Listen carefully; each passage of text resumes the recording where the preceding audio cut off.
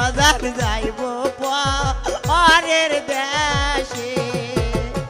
হাসিব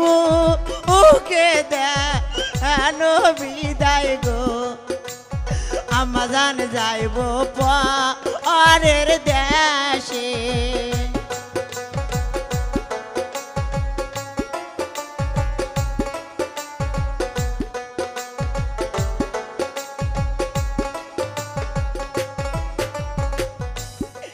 ছোট থা আই গাব অর করিলেন গো আমাজান দুধ কহলা খাওয়াইয়া ছোট থা আই গাব